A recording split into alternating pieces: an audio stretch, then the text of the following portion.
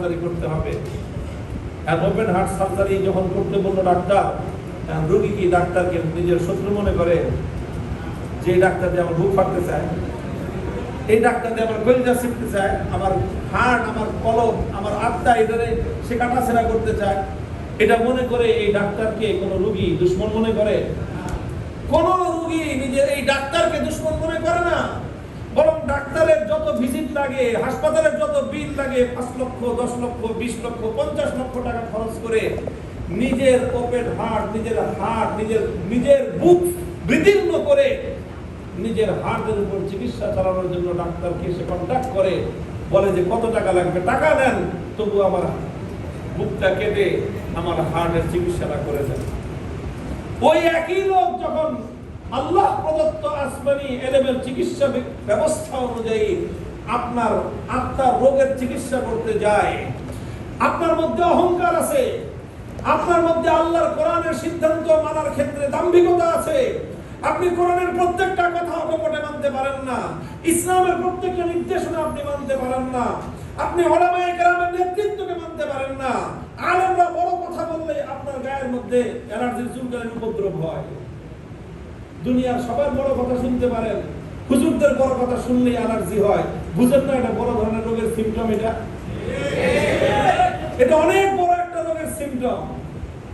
এই জন্য আমি অনেক সময় একটু যোগ করে বলি, যাদের এই ধরনের সমস্যা আছে, যে হুজুরদের মুখে বড় কথা শুনলেই শরীরের মধ্যে অ্যালার্জি, এক ধরনের চুলকানির উপদ্রব হয়, এটা অনেক ভয়াবহ একটা রোগ। এই রোগের গোড়া খুঁজতে গেলে দেখা যাবে তার দিলের ভিতরে ঈমান নাই, কুফরের ভাষা।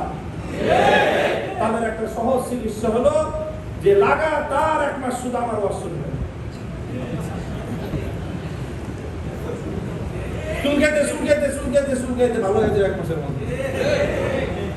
কারণ আমি তো একটু জোরে কথা বলি, তো যারা একটু বেলা হুজুরদের কাছ থেকে জোরে কথা শুনলে শরীরে অ্যালার্জি হয়, আপনি বলবেন যে হুজুরের সমস্যাটা কি?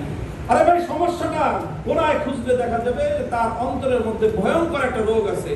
সেই রোগটা হলো সে আল্লাহর কোরআনের বিজয়কে সহ্য করতে পারে না। অনেকে দেখেন, আমি কথায় কথায় অনেকগুলো প্রসঙ্গ নিয়ে আসি, কথাগুলি জীবন ঘনিষ্ঠ। অনেকে এই কথা বলে যে ভাই, ওই বিশেষ করে নাম উল্লেখ করেই বলি, এখন তো বাংলাদেশ তো 5ই আগস্টের পরবর্তী বাংলাদেশ। বলে যে আওয়ামী লীগ আর বিএনপি মুদ্রার এপিট ওপিট। হ্যাঁ, অনেক দিক থেকে মুদ্রার এপিট আর ওপিট। একটা জায়গায় এখনো একটু পার্থক্য আছে, ওই পার্থক্যটা বহাল রাখার জন্য সর্বশেষ আমরা বিএনপি ওনাদেরকে আবদার জানাইতেছি তাদের কল্যাণকামী হিসাবে। সেই পার্থক্যটা হলো এই জায়গাতে যে এই যে যারা এই বিগত সময়গুলোতে যারা এই ব্লকের রাজনীতি করেছে, তাদের সবচেয়ে বড় সমস্যা হলো তারা ইসলামের আলেম সমাজের কণ্ঠে আল্লাহর দ্বীনের গৌরব গাথা বরদাস্ত করতে পারে, সব সহ্য করে। হুজুর মিলাদ পড়ায় খুব সুন্দর, সুর করে মিলাদ পড়ায়, কান্দা কান্দা শুয়ে পড়ে হুজুরের সাথে, কোনো সমস্যা নাই। হুজুরের সাথে বাবার কবরে জিয়ারতে যায়, কোনো সমস্যা নাই। হুজুরকে হাদিয়া দেয়, হুজুরকে তোহফা দেয়, সব করে। 5 ওয়াক্ত নামাজ পড়ে, একেবারে লম্বা টুপি মাথায় দিয়ে একেবারে হুজুরের পিছনে দাঁড়ায় জায়নামাজ বিছায় নামাজ পড়ে, সব ঠিক আছে। কিন্তু যখনই হুজুর তার ধর্মনিরপেক্ষতার বিরুদ্ধে কথা বললেন, বাস সঙ্গে সঙ্গে ওই দিন জায়নামাজটা বগলের মধ্যে বেরা মসজিদ থেকে যায়, কাকে মসজিদ রাজনীতি করছে।